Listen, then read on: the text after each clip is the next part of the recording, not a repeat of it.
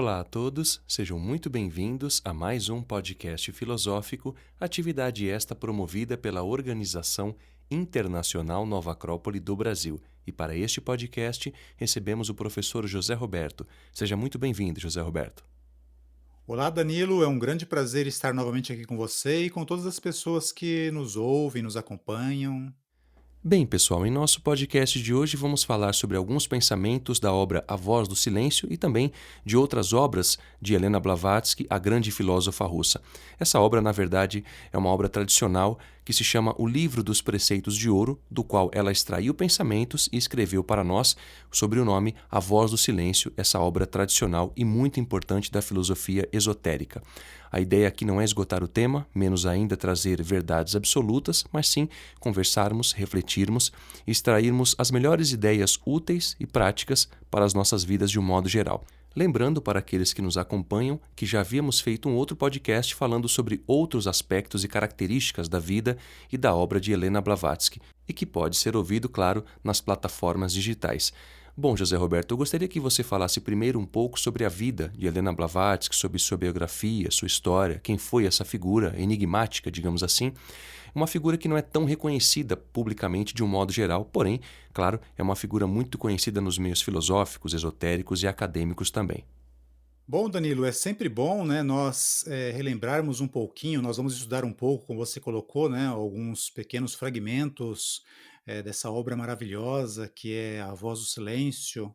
É muito bom nós falarmos dos autores dessas obras, porque a vida deles, por si próprio, já é muito inspiradora.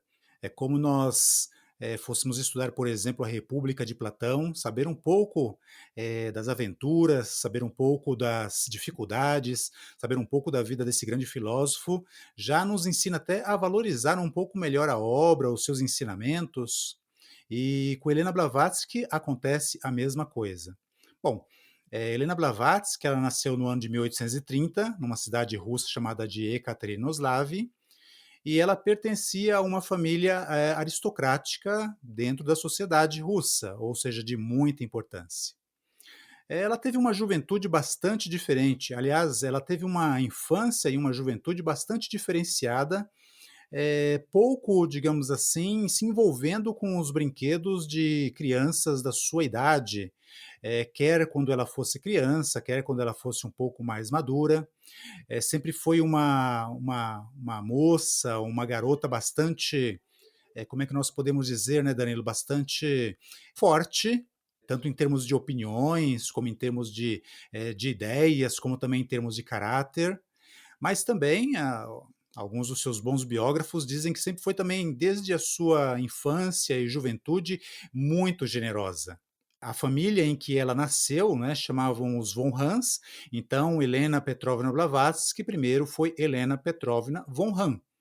O sobrenome Blavatsky veio do seu casamento aos 17 anos de idade, porque a sua família era uma família muito tradicionalista e, ao mesmo tempo, né, em que era uma família com ideias muito para frente, com relação ao comportamento da jovem filha que eles tinham, né, ainda seguia muito as tradições, aquela necessidade de ter um determinado comportamento que fosse coerente com a sua posição feminina, com a sua posição social, com a posição social da sua família, e isso, de certa maneira, né, fez com que ela antecipasse em muitos anos o seu casamento. E se casou com o general Nicéforo von Blavatsky, que era o governador de uma província russa também. Bom, o casamento não durou muito tempo, porque a jovem Helena, ela se casou por uma questão de formalidade, porque ela queria a sua independência e a sua emancipação. Então ela foge desse casamento e, mais radical ainda, ela foge da Rússia e começa as suas viagens, as suas investigações. Não existe nenhuma descoberta científica que passe batido a curiosidade de Helena Blavatsky. Assim como também naquela época, né, existem muitos viajantes que retornam contando maravilhas, mistérios a respeito do Oriente, da Índia, do próprio Tibete, né? E isso a deixa muito intrigada. É muito interessante notar que, Helena Blavatsky, né, ela sempre foi muito estudiosa, ela vem de uma família de homens e mulheres bastante estudiosos, bastante, como nós diríamos hoje, né, antenados em questões de ciência, em questões de cultura, em questões de estudos relacionados às religiões, à mística de uma maneira geral. Então ela acaba também herdando esse amor ao estudo, esse amor ao aprendizado, esse amor e essa ânsia ao conhecimento. Então, todas essas descobertas científicas e todos esses viajantes, né, que trazem essas histórias impressionantes sobre os países, já em decadência do Oriente, né, a deixam muito intrigada, muito a fim e a vontade de se aproximar desses conhecimentos, de certa maneira, para deixar a sua pegada na história. Bom, em 1851, quando ela tinha algo mais do que 20 anos de idade, ela encontra uma grande figura, uma personalidade, justamente uma personalidade que veio diretamente do Oriente, né, participar de um acontecimento que estava acontecendo em Londres, a Feira de Todas as Nações, e conversam, né, trocam ideias, trocam pontos de vista, e imediatamente Helena Blavatsky se sente muito atraída por aquele personagem. Imagine só, né, um hindu, de quase 2 metros de altura e vestido bem na maneira típica, oriental, ou seja, com um turbante, uma túnica muito bem apropriada à sua altura, né. E conversando com Helena Blavatsky, né, ele diz que, digamos assim, a missão dele, né, é de trazer antigos conhecimentos há muito perdidos, no Ocidente. E Helena Blavatsky se encanta muito com esse projeto, de tal maneira que ela quase que imediatamente se torna sua discípula, né, ela quer contribuir de todo o coração, com toda a sua força e alma, nesse projeto desse grande mestre, como ela reconhece, né. A princípio, esse mestre de Helena Blavatsky, né, que ela reconhece como seu mestre, ele lhe pede que ela continue as suas viagens de investigação, continue as suas atualizações científicas, as suas atualizações culturais, porque apesar do conhecimento do Ocidente ser muito incipiente, é muito interessante, né, a ciência nascente que deslumbrava a todo o Ocidente, para esse grande mestre era algo ainda, digamos assim, era ainda um brinquedo de criança, né, mas que justamente uma das suas missões de buscar trazer esse conhecimento do Ocidente, ou desculpe, do Oriente para o Ocidente, era precisamente para que, com esses brinquedos, o homem aprendesse a utilizar isso de uma maneira, humana, de uma maneira ética, de uma maneira justa, de uma maneira moral, né. Então é isso, ele recomenda que ela continue as suas viagens, passam-se alguns anos, e então sim, ele a acompanha até o Tibete, né. Ela tem algumas dificuldades para entrar nessa região, mas finalmente ela consegue entrar, porque não era fácil, porque era uma região bastante inóspita pela própria geografia do Tibete, mas também, digamos assim, pela condição turbulenta, né, pelos conflitos turbulentos que acontecem naquela região. Bom, ela vai ficar 3 anos no Tibete, né, Danilo, estudando sobre a orientação do seu mestre, estudando com, sacerdotes que guardam com todo zelo um conhecimento, livros, museus, templos, guardam esse conhecimento com muito zelo. Então ela tem que ser submetida a provas, ela é submetida a provas, e conforme ela vai superando essas provas, e por que dessas provas, né? Porque esses guardiões desses conhecimentos, esses sacerdotes, não entregavam esse conhecimento para qualquer um, porque eles entendiam que uma pessoa com baixos escrúpulos morais, em posse desses conhecimentos, ia fazer tanto mal para si mesmo como para a humanidade de uma maneira geral. Então, conforme a Helena vai provando o seu valor, né, agora o nome dela é Helena Petrovna Blavatsky, ela assumiu o seu nome de casada, né, para compensar, de certa maneira, o general Nicéforo von Blavatsky, a quem ela não queria consumar o casamento, né, não queria que o casamento chegasse a esse nível, então ela conservou o sobrenome Blavatsky, e aqui está ela no Oriente, com o seu mestre, né, e aproximando-se de todos esses ricos conhecimentos, muitos deles há muitos e muitos milênios ou séculos, né, distantes do Ocidente. E é interessante, né, Danilo, que a obra que nós vamos desenvolver hoje, A Voz do Silêncio, é precisamente o resultado de um desses estudos que ela teve acesso lá no Tibete, né. Inclusive era uma obra gigantesca, a qual ela não poderia tirar notas, e brincando um pouquinho, né, ela também não tinha como tirar fotos, então o que acontece, né, ela decora, digamos assim, era um livro de mais de 39 páginas, gigantesco, né, com inscrições talhadas em pedra, né, não era propriamente um livro de papel, era um registro, em pedra, o livro dos preceitos de ouro. Então ela não tem como decorar as 39 pedras a qual ela tem acesso, então ela, decora o conteúdo, de 11, né. Então a gente percebe que é muito esforço, né, pelo que ela já sente como um amor à humanidade, porque tanto o seu mestre como ela entendem que a humanidade já tem condições de receber esse conhecimento. Se vai fazer bom uso ou não, aí já vai ser uma questão também de maturidade da própria humanidade. Mas é necessário que esse conhecimento ele chegue ao Ocidente para que todas as criações científicas, né, façam o ser humano perceber que não existe só a matéria, que existe outros elementos que também devem ser cultivados, também devem ser alimentados, para que o ser humano, com a sua ciência, ele lide cada vez melhor com a matéria, mas tenha também um contraponto moral que o ajude a fazer cada vez melhor uso de todas essas benesses à humanidade. Sem dúvida, José Roberto. E eu gostaria justamente que você falasse dessa transição, porque quando ela sai do Tibete, ela vem à América para trazer esses conhecimentos, fundar a Sociedade Teosófica, e há figuras importantes nesse processo também.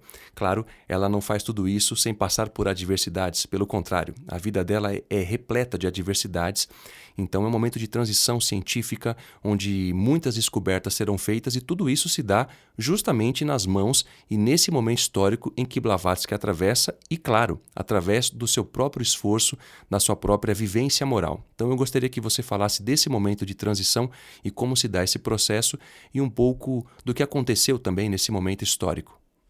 Danilo, as provas que ela enfrentou no Tibete, provas, a qual ela foi submetida, né, por esses guardiões dos ensinamentos, são apenas as pequenas e as primeiras provas que ela teve que enfrentar. Em 1874, né, ela vai para os Estados Unidos, sempre orientada pelos seus próprios mestres, né, para, a partir do território americano, ela começar o seu trabalho de divulgação desses conhecimentos. Em 1875, depois de ter encontrado o coronel Henry Steele Olcott, que foi também, digamos assim, indicado como um colaborador para esse trabalho que ela teria que enfrentar, esse grande desafio que ela teria que enfrentar. Aí então ela começa a escrever os seus livros, a escrever os seus periódicos, a buscar as personalidades no meio cultural, no meio artístico, no meio político, né, para justamente continuar essa tarefa, né, bastante, difícil e árdua. E é interessante, né, Danilo, que não pense que a sociedade aberta, né, a sociedade liberal, ou melhor dizendo, a sociedade que se dizia aberta e liberal, aceitou de braços abertos os seus aportes. Pelo contrário, quando ela começou a escrever, teve muitas pessoas que se aproximaram dela, mas também tiveram muito mais pessoas, e-mails e poderes instituídos que a atacaram de uma maneira bastante virulenta e bastante violenta, difamando a sua vida de uma tal maneira que até hoje, né, os resquícios desse lamaçal jogado sobre Blavatsky chegou até nossa época, né? E ela fez tudo isso e ela dedicou toda a sua vida, ela dedicou todos os seus esforços justamente para, dar um aporte positivo e engrandecedor para a humanidade, né. E inclusive tem muitos elementos na nossa cultura atual, como por exemplo, hoje é muito comum nós ouvirmos, os grupos, as pessoas, né, falarem dos mestres ascensionados, os mestres de sabedoria, a evolução espiritual profunda, da humanidade. E quem conhece um pouco de história sabe que esses aportes, né, essas terminologias, esses interesses, eles não são da nossa cultura ocidental, ou seja, nós não recebemos isso da Europa, né, da Europa medieval e depois da Europa renascentista. Isso foi todo um trabalho de resgate, né, e um trabalho de esforço, que a partir de Helena Blavatsky, da ação da sua sociedade filosófica no século XIX, pouco a pouco foi tornando esses ensinamentos comuns para a humanidade, né, chegando até nós. Enfim, muitos outros aportes. Então, nós podemos dizer que um grande aporte da vida, dos estudos, do trabalho abnegado de Helena Blavatsky, é ligar todo um ramo de conhecimentos que hoje, como você disse, né, o nome dela é muito pouco conhecido. É conhecido, com certeza, mas é muito pouco conhecido. Seria mais conhecido se nós atribuíssemos todo o que nós hoje relacionamos com o esoterismo, com o interesse que o Ocidente tem, por exemplo, na cultura hindu, na cultura dos deuses orientais, na cultura do budismo. Tudo isso tem a ver com todo um processo que aconteceu no século XIX, e grande parte desse processo iniciado no século XIX, que avançou pelo XX e chegou até o nosso XXI, foi por conta da obra dessa grande mestra, né, dessa grande abnegada e benfeitora da humanidade. Agora, esse ponto que nós podemos refletir em relação a essa busca toda que ela teve em relação a ir ao Tibete, ou seja, sair de uma vida em que ela poderia ter toda a comodidade do mundo devido ao histórico de sua família, à condição de sua família, ela abre mão de tudo isso e empreende uma aventura titânica para obter um conhecimento. Isso não de maneira vulgar, não de maneira curiosa, no sentido comum do termo, mas sim no aspecto de muita investigação, de devoção em relação a compreender essas ideias e, claro, transmiti-las de uma maneira íntegra, moral, o que não é uma tarefa fácil, evidentemente. Claro, para estudar Helena Blavatsky, a gente tem que ter essas virtudes também, esses valores, uma abertura de mente e também de coração para entender a obra titânica que ela nos traz. Agora, eu gostaria que você falasse, José Roberto, justamente dessas ideias, ou seja, na Voz do Silêncio, nós temos ideias centrais, assim como temos, por exemplo, em Platão, quando ele fala da teoria das ideias, que são as ideias mais conhecidas de Platão, assim como em Aristóteles, a ideia da virtude, da excelência moral, enfim, quais são as ideias centrais ou as principais ideias que você poderia destacar dessa obra de Helena Blavatsky?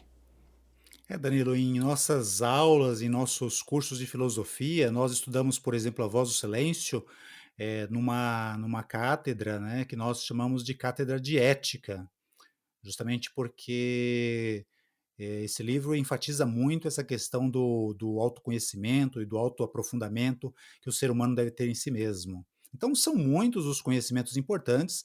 Eu selecionei aqui 2 ou 3 frases, né, do livro A Voz do Silêncio, que, como você colocou muito bem, a ideia não é esgotar, mas é dar realmente aquele, sabe, aquele pequeno temperinho na nossa curiosidade, na nossa atenção, para que a gente se aproxime melhor dos estudos, mais profundamente dos estudos dessas grandes obras, né, que você mencionou, e vamos incluir, e é claro que você está incluindo também a Voz do Silêncio entre eles. Então, olha só, eu acho que talvez o primeiro grande ensinamento, ou um dos primeiros grandes ensinamentos que nós vamos encontrar na Voz do Silêncio é a seguinte mensagem, né? A mente é a grande assassina do real, que o discípulo mate o assassino. É uma frase muito interessante, né? E nós temos uma experiência, nós temos experiência em Nova Acrópole durante as nossas aulas, os nossos cursos, que as pessoas realmente consideram esse primeiro ensinamento dela bastante forte, né? Essa primeira, quase que a primeira, o primeiro ensinamento da Voz do Silêncio como bastante forte. Como assim? Assassina do real? Que o discípulo mate o assassino? O que isso significa? Não é a Helena Blavatsky falando isso, tá? Temos que lembrar que ela fez um resgate de uma filosofia antiquíssima, do Tibete. Então ela praticamente extraiu isso do livro das Estâncias de Ouro, né. Bom, o que significa essa frase, para nós entendermos o rico simbolismo dessa filosofia tibetana? Bom, Danilo, significa, né, que nós temos uma arma muito poderosa ao nosso dispor, que é justamente a nossa mente, a nossa capacidade de pensar e a nossa capacidade de raciocinar, né. Então a mente com a qual o homem pensa e raciocina é uma arma muito poderosa, uma arma muito forte. Com ela nós conseguimos organizar a nossa agenda, conseguimos organizar o nosso futuro, conseguimos organizar a nossa vida.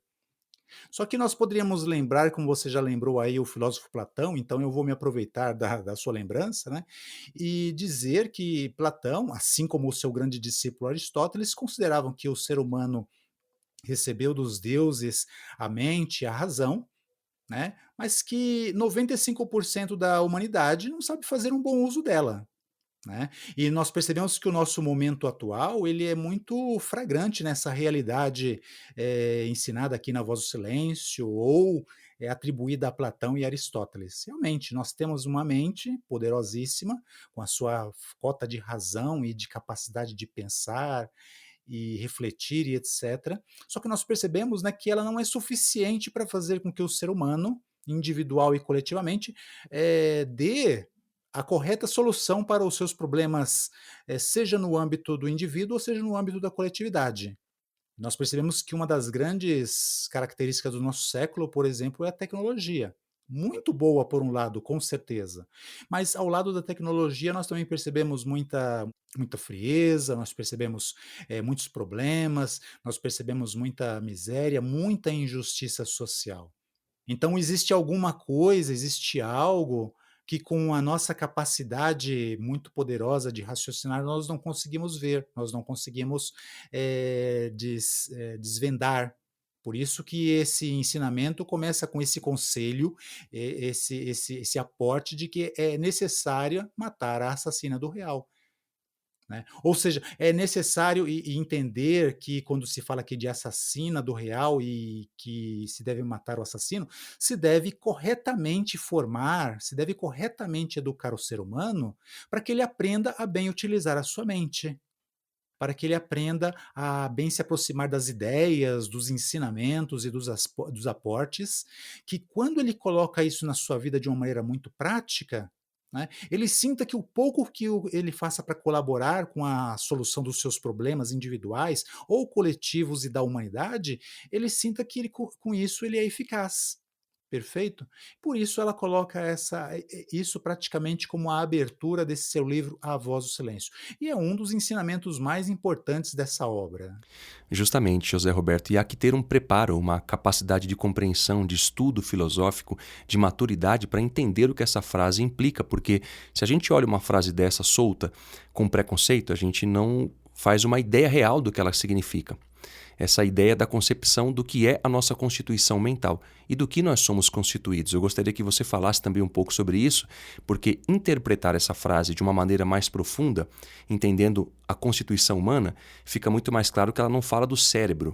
Ou seja, não é para assassinar o cérebro, evidentemente, mas ela fala dessa mente dual que os hindus chamavam de Kamamanas. Inclusive no filme Matrix tem uma passagem bem interessante onde Morpheus fala para o Neo: seja bem-vindo ao deserto do real. Porque ele coloca essa questão para o Neo, ou seja, o que é real? É o que o seu cérebro vê por impulsos eletromagnéticos e a sua sensibilidade constata através do tato? Ou seja, aquilo que você pode sentir é real? Então ele questiona isso de uma maneira bem filosófica e cabe a reflexão, porque esse filme fala muito do mito platônico da caverna e também é baseado na obra do filósofo francês Jean Baudrillard, que escreve sobre simulações e simulacros, ou seja, aquilo que é uma ideia real e o que é uma simulação. Enfim, então a Helena Blavatsky não fala da zona cerebral. E isso é muito curioso porque a gente pode imaginar que nós somos só um cérebro, mas há algo para além desse cérebro e que é justamente outra concepção daquilo que nós temos como mente. Eu gostaria que você falasse então dessas características para a gente entender melhor esse ponto e essa frase. Exatamente, Danilo. E nós temos que nos aproximar das próprias tradições que ela resgatou e também de outros povos, né, para nos lembrar de uma maneira mais completa o que é o ser humano. Até para nós entendermos assim, bom, o que é que nós tá bom, matar o assassino significa uma formação correta, uma aproximação de ensinamentos corretos para que nós possamos bem direcionar a nossa mente, para que com ela nós possamos orientar a nossa vida. Bom, a única maneira de nós fazermos isso, né, é entendermos, dentro dessas tradições, filosóficas desses antigos povos, o que era o ser humano. Hoje, né, cientificamente, é como você colocou, se considera que a sede dos nossos pensamentos e da nossa razão é o cérebro. É uma visão bastante materialista, do ser humano, bastante limitante. Bom, do ponto de vista religioso, digamos assim, se considera que o ser humano não é só corpo. Ele tem o corpo e também possui uma alma, tá? Já são 2 elementos. Então, do ponto de vista da grande maioria das religiões hoje, o ser humano ele é algo que tem corpo, um corpo que tem um cérebro, e ele também tem uma alma, né? Uma alma de onde surgem as nossas emoções, uma alma de onde surge a nossa capacidade de pensar, uma alma de onde surge a nossa capacidade de raciocinar, de refletir sobre as coisas, de selecionar as coisas. Então, aí se coloca, até mesmo segundo a psicologia atual, né, aquilo que se chama psique humana, que é tanto uma capacidade de expressar emoções, desenvolver e expressar emoções, como uma capacidade de desenvolver raciocínio e expressar esses raciocínios. Bom, os gregos, né, eles falavam dos três mundos, e eles diziam que o ser humano ainda possui um terceiro elemento, um elemento muito mais esotérico, ou seja, que se guarda dentro do ser humano, que seria o que eles chamavam de nous. Eles tinham uma linguagem bastante específica. Para eles, essa parte mais espiritual seria justamente o nous, o espírito eterno, né, a alma interior. Então, na visão deles, né, nós temos corpo, nós temos uma psique, que seria a nossa alma mortal, a nossa alma pensante, e nós temos uma alma muito mais esotérica, uma alma muito mais espiritual, que eles denominavam de nous. Então, digamos assim, a tradição grega, mas de certa maneira nós vamos encontrar isso sobre outras formas, nós vamos encontrar isso sobre outras formas em várias tradições desses antigos povos culturais e filosóficos. O ser humano ele é constituído de três partes: uma parte física, material, uma parte mental e emocional e uma parte espiritual. Precisamente, né, quando ela diz assim: olha, é necessário que o discípulo mate o assassino, é justamente, né, educarmos, acalmarmos a nossa mente para que nós possamos atuar de uma maneira tal que nós comecemos a sentir e a expressar os valores desse ente espiritual muito mais antigo, o nous, segundo a tradição grega. Né? Então é isso mesmo. O cérebro pertence ao aspecto físico, né? Digamos assim, ao primeiro mundo. A parte mental, ela pertence ao, segundo os gregos, né, à psique. É essa que nós temos que educar, é essa que nós temos que formar, porque senão o ser humano pode passar a sua vida toda pensando, mas se ele não tiver a formação correta, com a sua capacidade de pensar, ele vai fazer mais mal do que bem. Né? Ele vai opinar que está conduzindo a sua vida segundo princípios humanistas e espirituais e pode complicar tanto a sua vida como a vida das pessoas ao seu redor. E socialmente isso pode ser um grande problema, principalmente que a nossa cultura hoje ela é muito racionalista, né, Dani? Ela é muito materialista. O ser humano até quer ver algo dentro de si, mas a nossa cultura, a formação da nossa mente ou a má formação da nossa mente muitas vezes não nos permite. Não permite ao ser humano ter esse contato cada vez mais interno com aquilo que é essencial em si. Né? Porque o essencial, como dizia o Pequeno Príncipe, é o invisível aos olhos. É por isso que nós também podemos nos lembrar aí dos filósofos que nós já mencionamos, né? A gente pode se lembrar de Confúcio. Confúcio dizia numa obra sua chamada Os Analetos: eu ainda não vi um homem que amasse a virtude tanto quanto a bela aparência. É muito interessante, né? O que nós podemos realçar desse ensinamento de Confúcio é que um dos elementos para ajudar o homem a educar e a bem lidar com a sua mente é o desenvolvimento das virtudes humanas. né? Virtudes como a justiça, virtudes como a generosidade, virtudes como a amizade, virtudes como o amor fraterno. Todos esses são elementos que, quando o indivíduo coloca na sua vida, ele vai pouco a pouco formando a sua mente, pouco a pouco se tornando cada vez melhor, pouco a pouco superando os limites das suas emoções turbulentas, da sua mente que duvida, que tem incertezas, que tem medo, e vai desenvolvendo elementos e caminhos em si mesmo para constatar de uma maneira muito pragmática que ele possui algo ainda mais sólido dentro de si mesmo, que ele possui o real. Bom, José Roberto, eu gostaria que você, para encerrar então, falasse de maneira simples, sintética também, qual é a utilidade de ouvirmos essa voz interior, como podemos ouvi-la e como a filosofia nos ajuda nesse sentido a captar essa voz interior que Blavatsky tão bem traduz e tão bem nos ensina. Ou seja, no mundo em que a gente vive hoje, com tantos ruídos, com tantas vozes, com tantos gritos, enfim, como podemos ouvir essa voz interior que há em todos nós. E é isso que nos interessa, né, Danilo, quando nós nos aproximamos de um conhecimento. É isso que nos interessa quando nós nos aplicamos a estudar essa grande filósofa e a sua obra como um conjunto, mas aqui em particular falando da voz do silêncio, né? Tem uma segunda frase, né, Danilo, que ela diz o seguinte, né? Discípulo, fecha teus sentidos à tremenda e grande heresia da separatividade, que te aparta dos demais. Então, vamos dizer assim, o valor prático de nós termos valores, nós poderíamos citar num exemplo, né, da cultura pop, no filme Star Wars. O primeiro filme, né, onde o mestre Qui-Gon encontra o jovem Anakin Skywalker, né, bem antes de se tornar Darth Vader, quando ele ainda era criança, uma criança pura, inocente, e com uma promessa de um futuro pela frente, né? E ele está na mesa com o Jar Jar Binks, com a princesa Amidala e com a mãe também do jovem Anakin.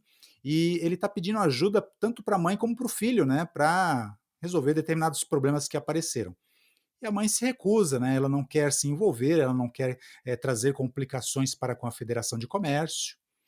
Aí o jovem Anakin, né, se volta para sua mãe e diz assim: mãe, mas a senhora não nos diz sempre que um dos grandes problemas da nossa galáxia é justamente a falta de compaixão? Ou seja, ele está pedindo para que ela o deixe ajudar o Qui-Gon, né, esse mestre Jedi, para que ele cumpra a sua missão naquele momento. Ele quer ajudá-lo de coração. E perante as colocações da sua mãe, então ele coloca justamente isso, né? É que a mãe sempre ensina para ele que a galáxia tem problemas, as pessoas têm problemas porque faltam virtudes, faltam valores. Não o conhecimento das virtudes e dos valores, mas é precisamente a sua aplicação. Nós até poderíamos nos lembrar de outro ensinamento de Confúcio para reforçar um pouquinho essa necessidade e esse enriquecimento que viver valores e virtudes traz à nossa vida. Confúcio diz o seguinte: a virtude da humanidade consiste em amar os homens, a prudência em conhecê-los. Então é muito interessante, né? É conhecer os homens, é conhecer o ser humano justamente para lhe dar o que é de acordo com a sua natureza, justamente em dar o que é de acordo com a sua condição, né? Conhecê-los profundamente. E para isso, para esse conhecimento, nós precisamos conhecer a nós mesmos, desenvolver as virtudes que nós sentimos que são necessárias para que, como idealistas, nós possamos ajudar outros. Bom, um outro grande benefício dessa questão das virtudes e dos valores, né, Danilo, nós vamos encontrar na própria Voz do Silêncio, onde Helena Blavatsky diz o seguinte: ajuda a natureza e coopera com ela, e a natureza o terá por um dos seus criadores e te será obediente. Para entendermos um pouco melhor essa frase dessa grande humanista, né, a gente até pode nos apoiar num outro grande mestre, que é o próprio Siddhartha Gautama, o Buda. Os próprios deuses admiram aqueles cujos sentidos foram sabiamente domados, como um corcel por seu cavaleiro. e que se libertou de todo orgulho e paixões. Ou seja, se libertou do orgulho, se libertou das paixões, se libertou das suas próprias imperfeições. Consequentemente, tudo aquilo que se aplica a fazer, vai fazer com um bom coração, com um bom sentido da importância, com responsabilidade, como se diz aí na cultura pop novamente, o Homem-Aranha, né? Com um grande poder vem uma grande responsabilidade. E aí a gente pode juntar filosoficamente, com uma grande responsabilidade vem uma grande liberdade de ação. É exatamente como a natureza, né? A gente percebe que a natureza ela é livre, ela faz tudo aquilo que ela faz e faz tudo para o bem das suas criaturas. De certa maneira, o ser humano, quando ele vai se tornando melhor, ele não só convive melhor com os seus semelhantes, ele não só se torna um fator de soma e crescimento para todos aqueles que ele encontra no seu caminho. Ele também vai se conectando com a natureza, ele vai aproveitando o seu potencial, a sua energia, ele vai entendendo a sua linguagem, vai se enriquecendo com isso e mais uma vez, né, a teoria do retorno, do eterno retorno, ele vai compartilhando isso também com a humanidade, com a sociedade em que ele vive. Ele trabalha bem, né, com os seus ambientes, com os seus companheiros de trabalho, ele convive bem com os seus entes familiares, a sua mãe, o seu irmão, né? Ele respeita os seus amigos nos seus defeitos e nas suas qualidades, os conhece, né, os aceita como são, os corrige se lhe dão a oportunidade e assim sucessivamente. Então, esses são alguns dos valores, alguns dos benefícios, né, Danilo, quando nós, estudando essa grande obra e essa grande filósofa, essa grande humanista, são esses os benefícios que nós obtemos pessoalmente e são esses os benefícios que nós podemos ajudar de alguma maneira a distribuir aí com a humanidade em que nós fazemos parte. Sem sombra de dúvida, José Roberto, mais uma vez agradeço então a sua presença e, claro, desejo que seja sempre muito bem-vindo aqui em nossos podcasts. Obrigado, Danilo. É um grande prazer aqui compartilhar um pouquinho dessas sementes de sabedoria com todos aqueles que tão carinhosamente nos ouvem. Bem, pessoal, para aqueles que queiram nos contatar, podem fazê-lo através do e-mail podcast@nova-acrópole.org.br. E para quem quiser saber mais também sobre a Nova Acrópole, basta acessar o nosso site nova-acrópole.org.br. Até a próxima!